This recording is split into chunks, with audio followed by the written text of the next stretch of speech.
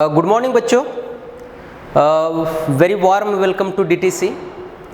आज के लेक्चर में हम फोटोसिंथेसिस के इम्पोर्टेंट टॉपिक को टच कर रहे हैं जो हम इस चैप्टर में डिस्कस करते हैं, लाइट रिएक्शन और डार्क रिएक्शन। तो आज के लेक्चर का हमारा टॉपिक होगा लाइट रिएक्शन। इससे पहले हमने क्या देखा है वो सब आपको मालूम होना चाहिए, क्योंकि लाइट रिएक्शन डार्क रिएक्शन कहाँ पर होती है, किस तरीके से होती है, हमें पता होना चाहिए। जैसे कि एक्सपेरिमेंटल पार्ट को हमने कंप्लीट किया है, उसके बाद फोटोसिंथेटिक पिगमेंट को डिस्कस किया है, उससे पहले हमने क्लोरोप्लास्ट को डिस्कस किया है, और लास्ट लेक्चर में हमने action spectrum, absorption spectrum, LHC क्या है वो पूरा डिस्कस किया है। बेटा आज के लेक्चर में मैं बहुत ही अच्छे से आपको लाइट रिएक्शन की कंसेप्ट बताऊंगा। डेफिनेटली आपका प्रिपरेशन अच्छे ट्रैक पे होगा और आप कर रहे हैं ऐसा मैं सोचता हूँ। लाइट रिएक्शन को स्टार्ट करता हूँ। लाइट रिएक्शन क्यों बोला है? लाइट पे डिपेंड होगी, इसीलिए इसे लाइट रिएक्शन बोला होगा। सिंपली मीनिंग है लाइट रिएक्शन। इसका मतलब ये जो रिएक्शन है वो लाइट के ऊपर डिपेंड है, डायरेक्टली लाइट इस रिएक्शन में यूज होती है, इसीलिए लाइट रिएक्शन बोला है। तो मैं यहाँ पे पॉइंट लिख सकता हूँ, light reaction yes directly depend on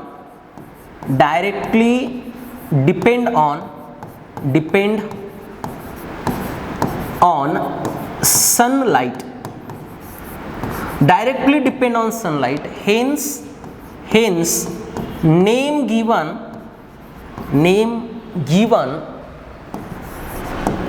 light reaction. इसके लिए इसे लाइट रिएक्शन बोला है।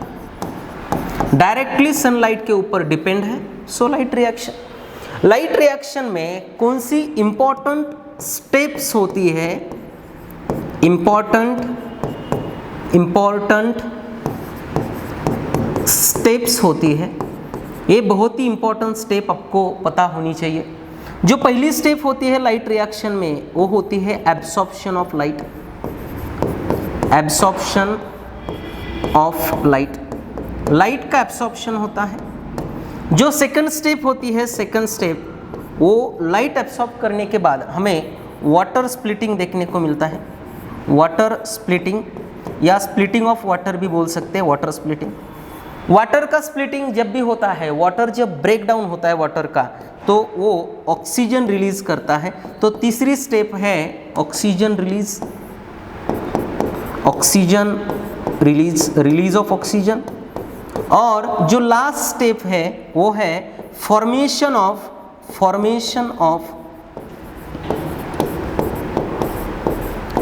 ATP and NADPH2। बेटा 4 स्टेप होती है लाइट रिएक्शन में। जो फर्स्ट स्टेप है वो है absorption of light, second step है वाटर स्प्लिटिंग, थर्ड स्टेप है ऑक्सीजन रिलीज, और फोर्थ स्टेप है formation of ATP and NADPH2। इस 4 स्टेप को आपको अच्छे से ध्यान में रखना है। पहली स्टेप क्या होगी सर? लाइट, एक प्लांट है, प्लांट के ऊपर ये लीफ है, तो लीफ के ऊपर क्या पहले लाइट गिरेगी। जब लाइट लीफ के ऊपर गिरती है तो उसमें जो पिगमेंट होते हैं वो उस लाइट का एब्सॉर्प्शन करते हैं। जैसे ही लाइट एब्सॉर्ब होती है वाटर स्प्लिटिंग होता है। वाटर स्प्लिट होने के बाद ऑक्सीजन रिलीज होता है, क्योंकि हमने पूरे एक्सपेरिमेंट में देखा है वाटर स्प्लिटिंग होके ऑक्सीजन रिलीज होता है। यस, फोटोसिंथेसिस में जो भी ऑक्सीजन रिलीज हो रहा है वो वाटर से आता है। और फाइनली लाइट रिएक्शन का बहुत ही इंपॉर्टेंट रोल है जो प्रोड्यूस करता है ATP और NADPH2 को, और इन दोनों को मिला के हम असिमुलेटरी पावर भी बोलते हैं। ये हमें पता होना चाहिए। नेक्स्ट मैं नॉन साइक्लिक में बताऊंगा। नेक्स्ट लाइट रिएक्शन में ये जो 4 स्टेप हैं वो हमें पता चली। अभी नेक्स्ट टॉपिक जो मैं ले रहा हूँ लाइट रिएक्शन में, तो नेक्स्ट टॉपिक है फोटोफॉस्फोरिलेशन।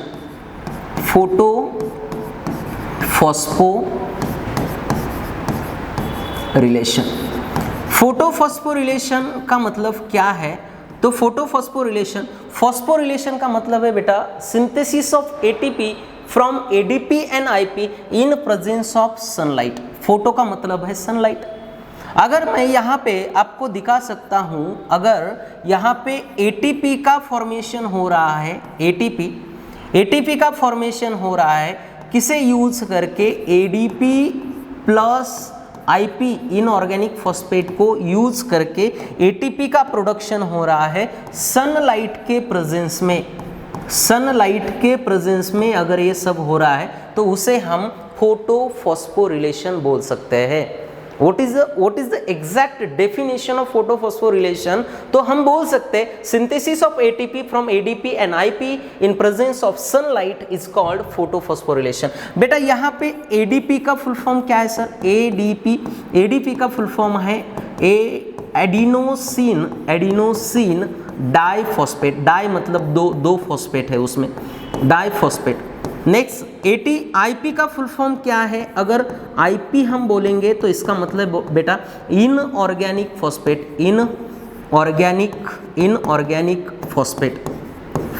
Inorganic phosphate. और यहाँ पे अगर एटीपी की बात करते हैं तो एटीपी का फुल फॉर्म है एडिनोसिन ट्राइफॉस्फेट। ट्राई मतलब क्या है? 3 फॉस्फेट। और एडिनोसिन ट्राइफॉस्फेट जो है बेटा तो वो एटीपी यस एनर्जी सोर्स है। एटीपी यस क्या है? ये एनर्जी सोर्स है। तो मोस्ट ऑफ लिविंग ऑर्गेनिज्म जो होते हैं, जो उनके बॉडी में एक्टिव प्रोसेस होते हैं, एक्टिव प्रोसेस होने के लिए एनर्जी की रिक्वायरमेंट होती है और वो एनर्जी एटीपी से हम डिराइव करते हैं। मोस्टली अगर मैं बात करूं तो यहाँ पे मैं एक बात बता सकता हूँ बेटा, फोटोसिंथेसिस में हम लाइट एनर्जी को यूज करते हैं। फोटोसिंथेसिस में हम लाइट एनर्जी को यूज करते हैं, इसका मतलब सनलाइट को हम यूज करते हैं। सनलाइट का कन्वर्शन हम यस केमिकल एनर्जी में करते हैं, केमिकल एनर्जी। सनलाइट का कन्वर्शन हम फोटोसिंथेसिस में केमिकल एनर्जी में करते हैं। केमिकल एनर्जी हम फूड में स्टोर करते, उसी फूड को हम रिस्पिरेशन में यूज करते, उसी फूड को हम रिस्पिरेशन में यूज करते हैं। और रिस्पिरेशन में फूड से हम डिराइव करते हैं एटीपी, और इसी एटीपी को हम यस डेली यूज के लिए यूज कर सकते हैं। समझ में आ रहा है आपको? फोटोसिंथेसिस में light energy converted into chemical energy. Chemical energy food में होती है, रिस्पिरेशन में फूड का हम ब्रेक डाउन करते हैं, और रिस्पिरेशन में यस फूड से हम एटीपी डिराइव करते हैं और एटीपी डेली यूज के लिए हम यूटिलाइज करते हैं। ओके, तो हमें ये बात एक्स्ट्रा है लेकिन पता होना चाहिए। Next, photophosphorylation, synthesis of ATP from ADP and IP in presence of sunlight is called photophosphorylation. यहाँ पे आप डेफिनेशन उसकी लिख सकते हैं। यहाँ पे हम फोटोफॉस्फोरिलेशन, 2 प्रकार के फोटोफॉस्फोरिलेशन को हम यहाँ पे डिस्कस करेंगे। जो फर्स्ट टाइप ऑफ फोटोफॉस्फोरिलेशन मैं यहाँ पे लिखता हूँ टाइप ऑफ फोटोफॉस्फोरिलेशन, पीपी लिखेंगे अभी इसके बाद हम। टाइप ऑफ फोटोफॉस्फोरिलेशन, इसमें जो फर्स्ट टाइप है वो है साइक्लिक फोटोफॉस्फोरिलेशन, और जो सेकंड टाइप है वो है non cyclic photophosphorylation. Cyclic photophosphorylation और नॉन साइक्लिक फोटोफॉस्फोरिलेशन हम इसको देखेंगे। यानी साइक्लिक और नॉन साइक्लिक फोटोफॉस्फोरिलेशन जो है, ये 2 टाइप का फोटोफॉस्फोरिलेशन, ये लाइट रिएक्शन का पार्ट है। किसका पार्ट है? लाइट रिएक्शन का पार्ट है, हमें पता होना चाहिए। हम फर्स्ट डिस्कस करेंगे साइक्लिक फोटोफॉस्फोरिलेशन को, और उसके बाद डिस्कस करेंगे नॉन साइक्लिक फोटोफॉस्फोरिलेशन को। मैं यहाँ पे हेडिंग डालता हूँ, यहाँ पे साइक्लिक फोटोफॉस्फोरिलेशन, फोटोफॉस्फोरिलेशन। बेटा साइक्लिक का मतलब क्या है? साइक्लिक का मतलब है अगर हम घर से निकलते हैं और घूम के पूरा दिन घूम के अगर हम फिर रात को घर पे आते हैं तो इसे हम एक साइकिल बोल सकते हैं। अगर एक इलेक्ट्रॉन इस पॉइंट से एक इलेक्ट्रॉन निकला है, एक इलेक्ट्रॉन, और ये इलेक्ट्रॉन फिर घूम के फिर वही पॉइंट पे आता है तो हम इसे साइक्लिक फोटोफॉस्फोरिलेशन बोलेंगे। इसे बोलेंगे एक उसने क्या कंप्लीट किया है? साइकिल कंप्लीट किया है। लेकिन इस साइकिल इलेक्ट्रॉन घूमते घूमते अगर वो कहीं पे एडीपी और आईपी का यूज करके अगर यहाँ पे एटीपी का प्रोडक्शन भी करता है तो उसे हम बोलेंगे साइक्लिक फोटोफॉस्फोरिलेशन। यानी इलेक्ट्रॉन एक पॉइंट से निकल के घूम रहा है और घूमते समय एटीपी का प्रोडक्शन कर रहा है और एटीपी प्रोड्यूस करके फिर से जहां से निकला था वहीं पे आता है, तो उसे हम बोल सकते हैं साइक्लिक फोटोफॉस्फोरिलेशन। साइक्लिक इलेक्ट्रॉन घूम के एटीपी का प्रोडक्शन कर रहा है, ये आपको समझ में आना चाहिए। Yes, cyclic photophosphorylation. अगर मैं साइक्लिक फोटोफॉस्फोरिलेशन के बारे में अगर मैं यहाँ पे देखूँ, उसके पॉइंट्स अगर मैं आपको बताऊँ, तो साइक्लिक फोटोफॉस्फोरिलेशन में यहाँ पे it involve only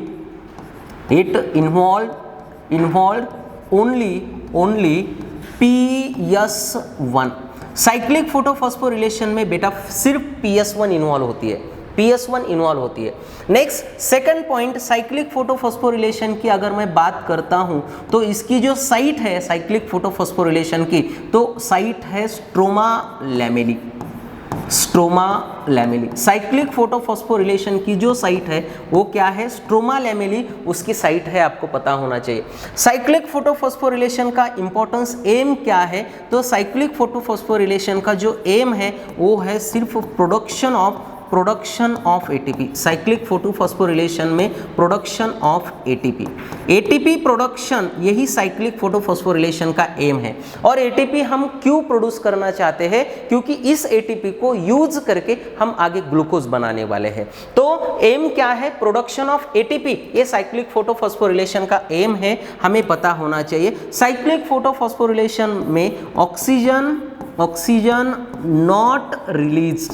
cyclic photophosphorylation में ऑक्सीजन रिलीज नहीं होता and NADPH2 also not produced। Cyclic photophosphorylation में बेटा ऑक्सीजन भी रिलीज नहीं होता और NADPH2 प्रोड्यूस नहीं होता और यहाँ पे हमें वाटर स्प्लिटिंग भी देखने को नहीं मिलता है। अगर मैं यहाँ पे एक एक्स्ट्रा पॉइंट की बात करूँ, यहाँ पे मैं इंपॉर्टेंट पॉइंट बता रहा हूँ। अगर मैं लैमेली की बात करता हूँ, स्ट्रोमा लैमेली, तो स्ट्रोमा लैमेली बोल सकते हैं, या थाइलैक्वाइड बोल सकते हैं, थाइलैक्वाइड। स्ट्रोमा लैमेली और थाइलैक्वाइड जो होती है तो उसके अंदर यस सिर्फ PS1 प्रेजेंट होती है। स्ट्रोमा लैमेली के अंदर कौन प्रेजेंट होता है? PS1। इसके अंदर आपको पता होना चाहिए, इसके अंदर NADP रिडक्टेज या PS सेकंड नहीं होती है। यानी मैं यहाँ पे लिख सकता हूँ PS second and NADP reductase enzyme जो है, रिडक्टेज एंजाइम एब्सेंट होता है। PS2 and NADP reductase enzyme यहाँ पे नहीं होते। किसमें? स्ट्रोमा लैमेली में। अगर मैं ग्राना लैमेली की बात करता हूँ, ग्राना लैमेली, सर स्ट्रोमा लैमेली क्या है, ग्रेना लैमेली क्या है, तो इसे देखने के लिए हमें क्लोरोप्लास्ट का लेक्चर देखना पड़ेगा। जो भी ग्राना लैमेली है,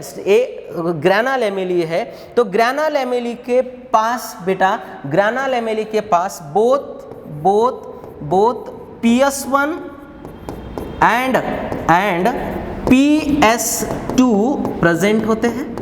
PS1 एंड PS2 प्रेजेंट होते हैं। उसी के साथ इसके पास NADP रिडक्टेज एंजाइम भी प्रेजेंट होता है। NADP reductase enzyme also present. किसके पास क्या है ये हमें जरूर मालूम होना चाहिए। ओके, स्ट्रोमा लैमेली के पास क्या है, और ग्राना लैमेली के पास क्या है, ये हमें पूरा मालूम होना चाहिए। ओके, स्ट्रोमा लैमेली के पास क्या है? सिर्फ PS1 प्रेजेंट है, PS2 and NADP reductase enzyme absent है। PS2 NADP रिडक्टेज का इंपॉर्टेंस क्या है बेटा? नॉन साइक्लिक फोटोफॉस्फोरिलेशन में ये सब हमें लगने वाले हैं, क्योंकि नॉन साइक्लिक फोटोफॉस्फोरिलेशन में हम NADP रिडक्टेज एंजाइम का यूज करके NADP से NADPH2 का प्रोडक्शन करते हैं, और PS2 भी वहां पे यूज होता है। ग्राना लैमेली में ये सारे होते हैं। इसका मतलब ग्राना लैमेली जो है, ग्राना lamellae is the site of site of non cyclic photophosphorylation. ग्राना lamellae किसकी साइट है? Non cyclic. और अभी मैंने बोला है स्ट्रोमा लैमेली किसकी साइट है? तो साइक्लिक फोटोफॉस्फोरिलेशन की साइट है। यानी स्ट्रोमा लैमेली में क्या होता है? Cyclic photophosphorylation. ग्राना लैमेली में क्या होता है? Non cyclic photophosphorylation. तो नॉन साइक्लिक में हम देखेंगे, फिलहाल हम साइक्लिक फोटोफॉस्फोरिलेशन को कंप्लीट करते हैं। साइक्लिक फोटोफॉस्फोरिलेशन में कौन इन्वॉल्व होता है? सिर्फ PS1 इन्वॉल्व होता है। साइक्लिक साइट क्या है? इसकी स्ट्रोमा लैमेली साइट है साइक्लिक फोटोफॉस्फोरिलेशन की। एम क्या है? Production of AT। Cyclic photophosphorylation में हमें सिर्फ ATP का प्रोडक्शन देखने को मिलता है। साइक्लिक फोटोफॉस्फोरिलेशन में ऑक्सीजन रिलीज नहीं होता। साइक्लिक फोटोफॉस्फोरिलेशन में NADPH2 का प्रोडक्शन भी नहीं हमें देखने को मिलता है। नेक्स्ट, या उसके बाद अगर मैं साइक्लिक फोटोफॉस्फोरिलेशन की अगर डायग्राम लेता हूं, साइकिल को अगर मैं लेता हूं, तो यहां पे हम देख सकते हैं कि साइक्लिक फोटोफॉस्फोरिलेशन में PS1 इन्वॉल्व होती है। PS1 फोटो सिस्टम 1 इन्वॉल्व होती है। जिस फोटो सिस्टम 1 में जो रिएक्शन सेंटर है, यहाँ पे रिएक्शन सेंटर होगा chlorophyll A P700। Chlorophyll A P700 ये उसका रिएक्शन सेंटर होगा। अगर मैं यहाँ पे PS1 से स्टार्ट कर रहा हूँ, PS1 के ऊपर यहाँ पे सनलाइट फॉल होती है। सनलाइट बोलूँगा मैं, सनलाइट, इसी को हम फोटोन भी बोल सकते हैं। फोटोन एक फोटोन PS1 के ऊपर गिरने के बाद क्लोरोफिल ए में फोटो एक्साइटेशन होता है और क्लोरोफिल ए से एक इलेक्ट्रॉन बाहर निकलता है। क्लोरोफिल ए से इलेक्ट्रॉन बाहर निकलता है और इस इलेक्ट्रॉन को कौन एक्सेप्ट करता है? तो इसी इलेक्ट्रॉन को एक्सेप्ट करता है FRS, फेरेडॉक्सिन रिड्यूसिंग सब्सटेंस। यहाँ पे लाइट गिरने के बाद क्लोरोफिल ए से इलेक्ट्रॉन निकला, वही इलेक्ट्रॉन को एक्सेप्ट किया है किसने? FRS। यानी हम बोल सकते हैं FRS क्या है? तो प्राइमरी इलेक्ट्रॉन एक्सेप्टर है। कौन है? Primary electron acceptor. FRS से इलेक्ट्रॉन आगे किसके पास जाता है? FRS से इलेक्ट्रॉन आगे जाता है FD के पास। FD यानी FD का फुल फॉर्म है फेरेडॉक्सिन। FD के पास फेरेडॉक्सिन से इलेक्ट्रॉन आगे जाता है साइटोक्रोम B6 के पास। साइटोक्रोम B6 के बाद इलेक्ट्रॉन जाता है साइटोक्रोम F के पास। साइटोक्रोम F से इलेक्ट्रॉन आगे पास होता है प्लास्टोसायानिन के पास और प्लास्टोसायानिन के बाद इलेक्ट्रॉन फिर से यहाँ पे आता है PS1 के पास। यानी अगर हम इलेक्ट्रॉन पाथ की बात करेंगे साइक्लिक फोटोफॉस्फोरिलेशन में, PS1 से इलेक्ट्रॉन FRS के पास जाता है, FRS से इलेक्ट्रॉन FD के पास, FD से इलेक्ट्रॉन साइटोक्रोम B के पास, साइटोक्रोम B से साइटोक्रोम F के पास, साइटोक्रोम F से इलेक्ट्रॉन प्लास्टोसायानिन के पास और प्लास्टोसायानिन से इलेक्ट्रॉन PS1 के पास। यानी बेटा जहां से इलेक्ट्रॉन निकला था वहां फिर से आ गया, मतलब इसका फ्लो कैसे हो गया? साइक्लिक फ्लो हो गया। लेकिन यहाँ पे साइक्लिक फ्लो क्यों करना है? जब भी इलेक्ट्रॉन पास होता है तो इसमें ATP का प्रोडक्शन होता है और ATP प्रोडक्शन कहाँ पर होता है? तो यहाँ पे ferredoxin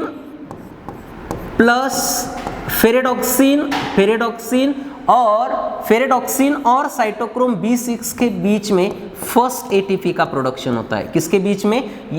ferredoxin and cytochrome B के बीच में। और सेकंड ATP प्रोडक्शन जो है वो हमें cytochrome B6 and cytochrome F के बीच में ATP का प्रोडक्शन होता है। यानी साइक्लिक फोटोफॉस्फोरिलेशन में 2 ATP का प्रोडक्शन होता है। First ATP production takes place between ferredoxin and cytochrome B6 and second ATP production takes place between cytochrome B6 and cytochrome F। इन दोनों के बीच में 2 ATP प्रोडक्शन होता है। यानी हम बोल सकते हैं कि साइक्लिक फोटोफॉस्फोरिलेशन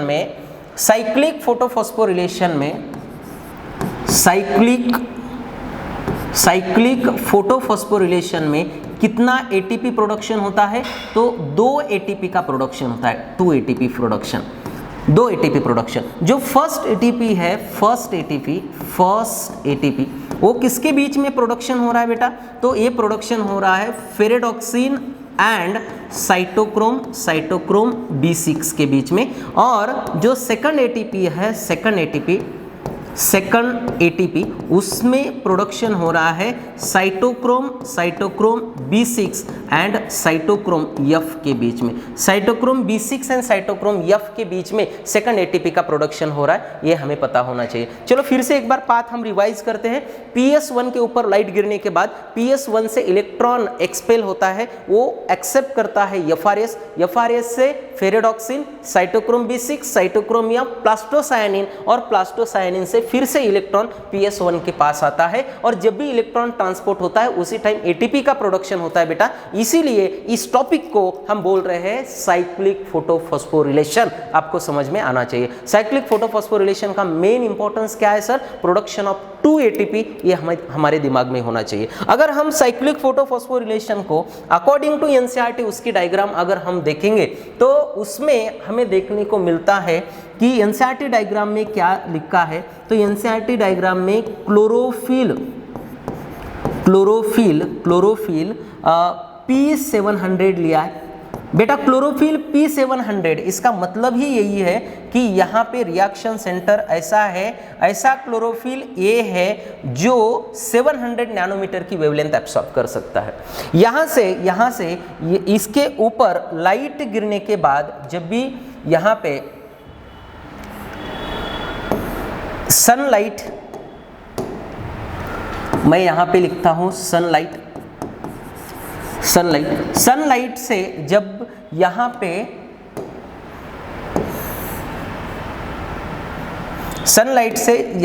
लाइट गिरने के बाद यहाँ से इलेक्ट्रॉन एक्सपेल किया जाता है और वो इलेक्ट्रॉन इलेक्ट्रॉन एक्सेप्टर के पास जाता है।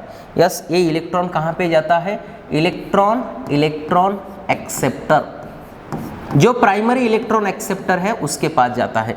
इलेक्ट्रॉन एक्सेप्टर जो भी है, हमने अभी देखा है इलेक्ट्रॉन एक्सेप्टर कौन है बेटा, तो इलेक्ट्रॉन एक्सेप्टर कौन है, वो FRS है।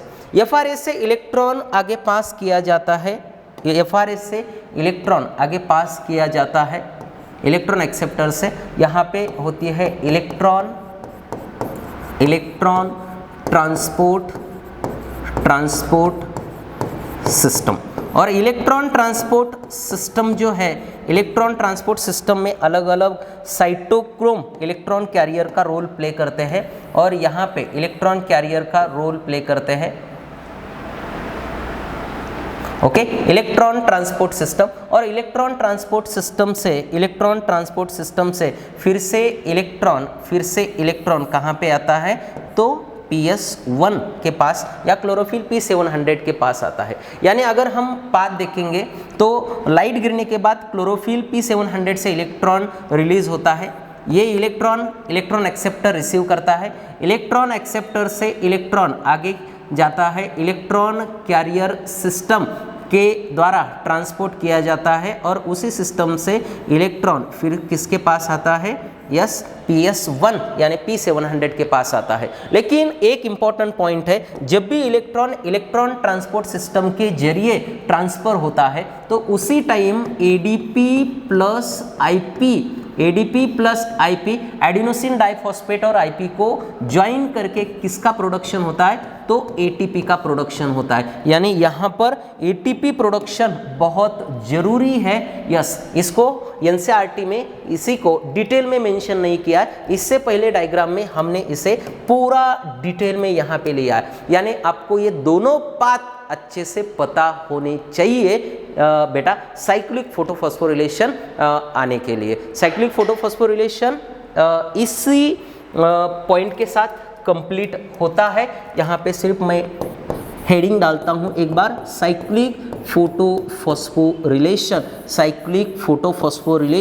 ये आपको आना चाहिए। ओके, तो अच्छे से इस टॉपिक को कंप्लीट किया है, देखना है, रिवाइज करना, एनसीईआरटी को रीड करना है और कंसेप्ट क्लियर करके इस टॉपिक समझ के नीट को फोड़ देना है।